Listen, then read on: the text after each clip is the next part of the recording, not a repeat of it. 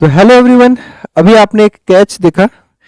25 अक्टूबर Sydney cricket ground में 33rd over हर्षित राणा के over में एलेक्स कैरी टॉप एज लगाते हैं, ऑफ साइड में बॉल जाती है और पीछे की तरफ देखते हुए श्रेयस अय्यर एक बहुत ही स्प्लेंडेड कैच जो है उसको सक्सेसफुली लेकर एलेक्स कैरी का विकेट लेते हैं। हालांकि इस मैच को याद रखा जाएगा विराट कोहली और रोहित शर्मा के कमबैक के लिए कि किस तरीके से रोहित शर्मा की एक सेंचुरी और विराट कोहली का एक बहुत ही ब्रिलियंट कमबैक इस मैच में हमें देखने को मिला। लेकिन एक बहुत अनफॉर्चुनेट इंसिडेंट भी इस मैच में देखने को मिला था, वो था श्रेयस अय्यर की इंजरी। तो कैच आपने देखा और इस तरीके का कुछ पेनफुल पिक्चर्स भी आपने इंटरनेट पे या लाइव उस वक्त जो है मैदान में देखी होगी। तो वो इंजरी क्या थी बेसिकली और कितना हार्म ये प्रोड्यूस कर सकती थी। हम काफी फॉर्चुनेट रहे कि श्रेयस अय्यर केवल आईसीयू में कुछ टाइम एडमिट रहे और अभी फॉर्चुनेटली वो आईसीयू से बाहर है। लेकिन इस तरह की जो इंजरीज होती है, इंपैक्ट इंजरीज होती है, ये काफी खतरनाक हो सकती है और इवन जानलेवा भी हो सकती है।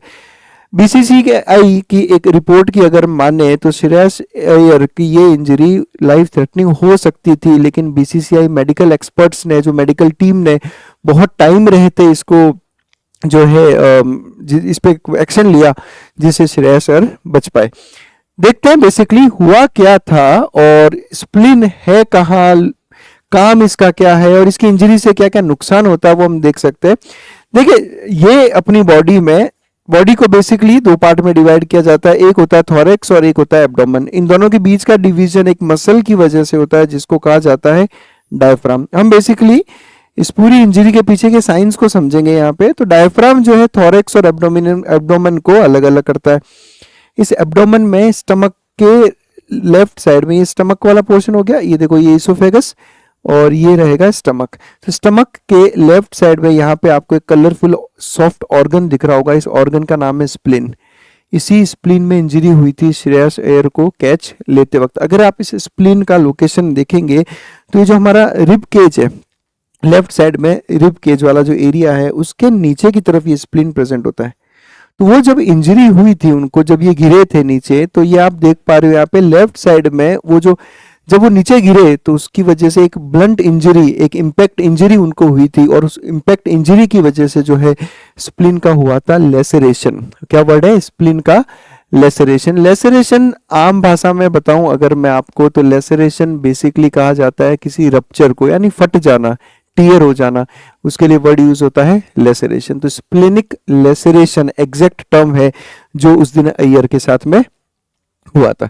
पहले मैं एक बार स्प्लिन का फंक्शन बता देता हूं ताकि हम और अच्छे से समझ पाए कि ये इंजरी से क्या क्या नुकसान हुए थे और क्या नुकसान हो सकता था। मतलब स्प्लेनिक लेसरेशन होता क्या, थोड़ा डिटेल में हम यहाँ पर बात करेंगे। सबसे पहले अगर हम बात करें तो स्प्लिन हमारी बॉडी का एक सेकेंडरी लिम्फॉइड ऑर्गन है। ठीक है, ये सारी चीजें देखो नीट एग्जाम के पॉइंट ऑफ व्यू से काफी इंपॉर्टेंट है। क्वेश्चन आता है एग्जाम में कि सेकेंडरी लिम्फॉइड ऑर्गन कहाँ पे कौन सा है, कौन कौन से होते हैं, तो उसका एक एग्जांपल होता है स्प्लिन। और इसका एक बहुत इंपॉर्टेंट फंक्शन होता है ब्लड का फिल्ट्रेशन। ब्लड का फिल्ट्रेशन मतलब ब्लड के अंदर किसी तरह के अगर पैथोजेंस यानी कि डिजीज कॉजिंग ऑर्गेनिजम्स आ जाए या ब्लड के अंदर जो डेड सेल्स है उनको खत्म करने का काम कौन करता है? स्प्लिन। ब्लड फिल्ट्रेशन मतलब कि या तो ब्लड के अंदर प्रेजेंट कोई डेड सेल्स या फिर पैथोजेंस जो आ जाते हैं, इस पे ये काम करते हैं। तो आप इसका फंक्शन या इसका इंपॉर्टेंस इस बात से समझ पा रहे होंगे कि बिकॉज ये आपकी बॉडी के अंदर आने वाले पैथोजेंस को खत्म करके ब्लड का फिल्ट्रेशन करता है। इसका मतलब आपका इम्यून सिस्टम का एक बहुत इंपॉर्टेंट कंपोनेंट है स्प्लिन। ठीक है, ब्लड का फिल्ट्रेशन करता है स्प्लिन बेसिकली। स्प्लिन को कुछ और अगर हम बात करें तो ग्रेवयार्ड ऑफ आरबीसीज भी कहा जाता है। ग्रेवयार्ड ऑफ आरबीसीज, ग्रेवयार्ड का मतलब होता है कब्रगाह।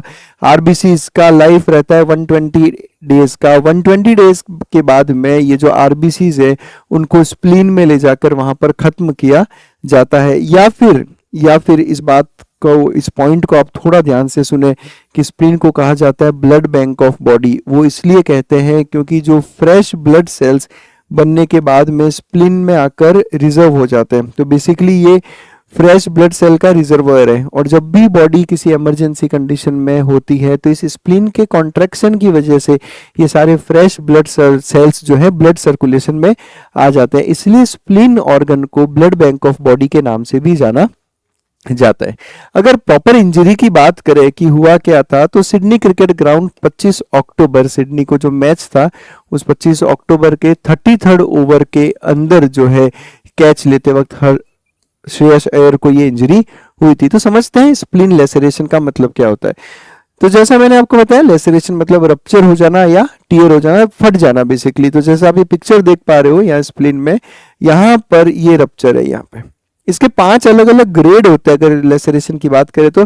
ग्रेड 1 माइनर इंजरी, ग्रेड 2 अगर और इसका पार्ट इन्वॉल्व हो तो ग्रेड 2, फिर धीरे धीरे अगर इसका पार्ट और ज्यादा बड़ा इन्वॉल्व हो जाए तो ग्रेड 3, ग्रेड 4 में और ज्यादा मल्टीपल इसके जो पोर्शन है वो इन्वॉल्व होते हैं। ग्रेड 5 में इस तरह के बड़े लेसरेशंस भी देखने को मिल सकते हैं।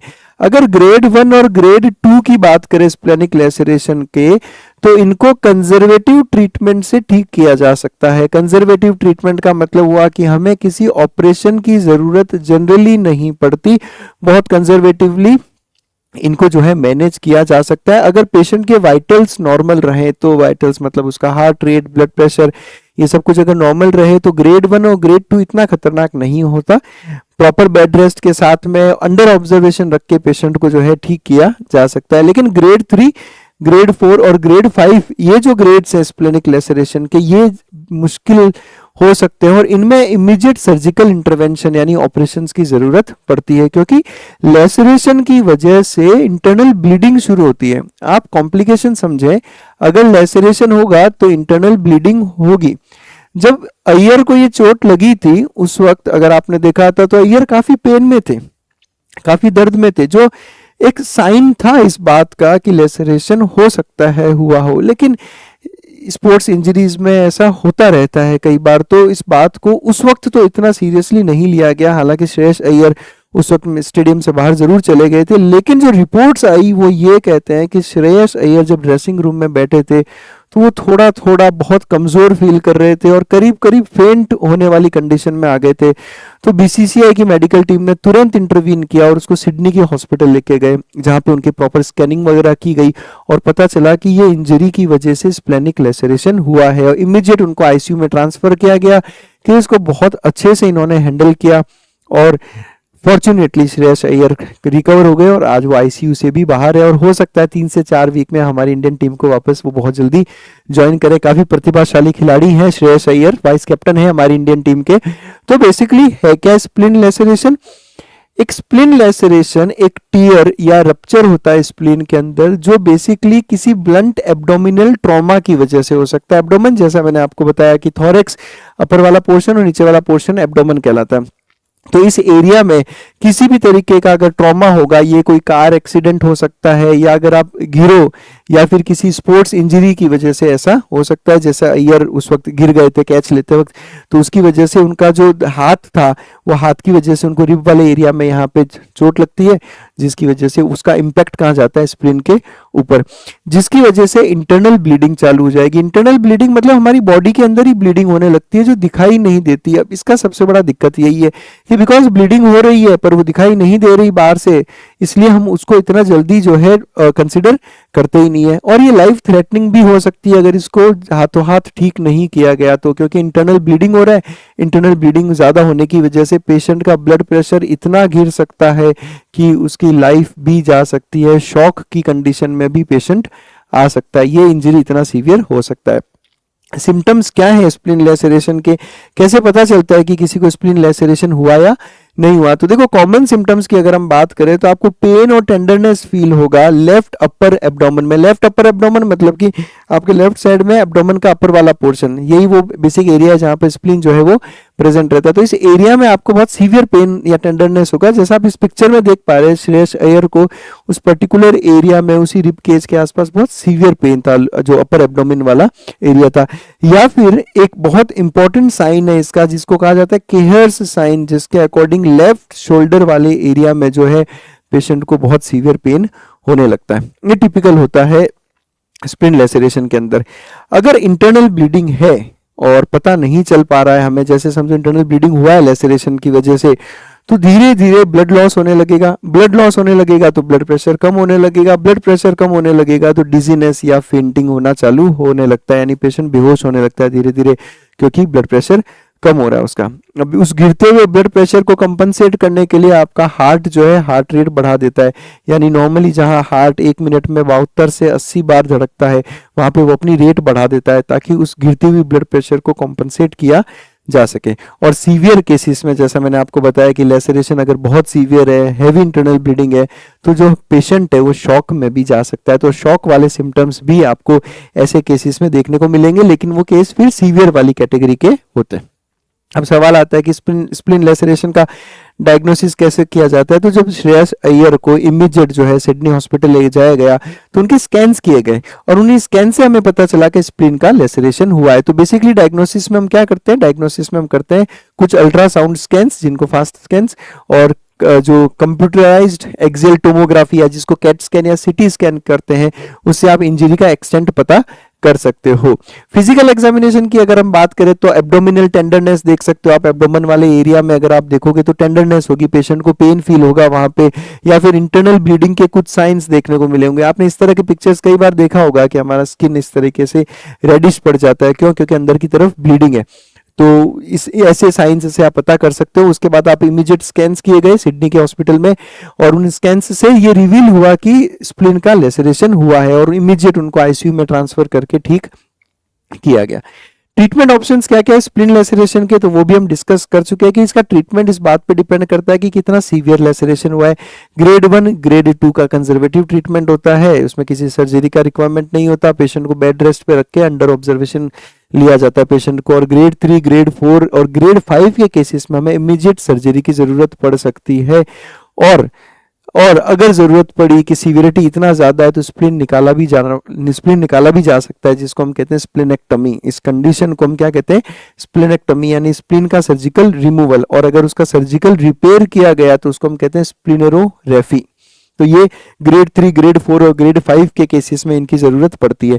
तो ग्रेड 1 और ग्रेड 2 यानी माइल्ड टू मॉडरेट जब लेसरेशन होगा तो उसको नॉन सर्जिकली आप ट्रीट कर सकते हो, हॉस्पिटल में ऑब्जर्वेशन में रखते हो, बेड रेस्ट पे रखते हो पेशेंट को, और उसके वाइटल साइंस मॉनिटर करने होते हैं धीरे धीरे कि ब्लड प्रेशर, हार्ट रेट कहीं बहुत ज्यादा तो बिगड़ नहीं रहा और पेशेंट का हीमोग्लोबिन लेवल बराबर है या नहीं है। बिकॉज देखो जो नुकसान होगा वो इस ब्लड लॉस की वजह से जो है वो होगा, तो हमें उसकी मॉनिटरिंग करनी बहुत जरूरी है। और सीवियर केसेस में या अगर ब्लीडिंग कंटिन्यूस है, नहीं रुक रही, तो आपको इमीडिएट ऑपरेट करना पड़ता है, क्योंकि अगर इस तरीके से कंटिन्यूस ब्लीडिंग होती रही तो जैसा मैंने बताया कि पेशेंट शॉक कंडीशन में भी जा सकता है। तो आपको उस वक्त सर्जिकल रिपेयर की बहुत ज्यादा जरूरत पड़ती है, जिसको हम कहते हैं स्प्लिनोरेफी। नहीं तो initial mild to moderate lesions में अपने आप टिश्यू जो है रिपेयरिंग हो जाता है उस केसेस में। क्या क्या कॉम्प्लिकेशंस हो सकते हैं इस तरह के इंजरीज या लेसरेशंस के, तो what are the potential complications और लॉन्ग टर्म इफेक्ट्स इसके क्या हो सकते हैं। देखो पोटेंशियल कॉम्प्लिकेशंस में जैसा मैंने आपको बताया कि पेशेंट शॉक में भी जा सकता है, जिसकी वजह से उसकी डेथ भी हो सकती है। इन कॉम्प्लिकेशंस में ऑनगोइंग इंटरनल ब्लीडिंग या डिलेड रप्चर, ठीक है, या तो ब्लीडिंग अभी भी चल रही है।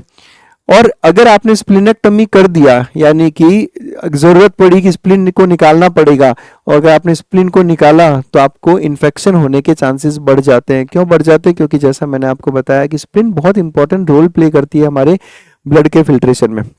ब्लड के अंदर जो पैथोजेंस प्रेजेंट है उनको रिमूव करने का काम होता है स्प्लिन का।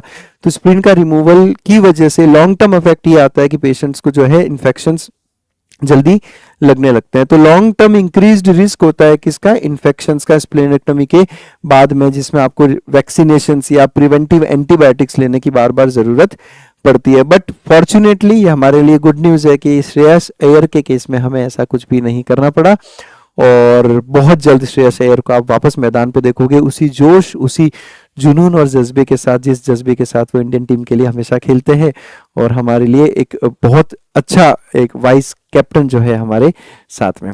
तो ये था everything about splenic laceration. Thank you very much.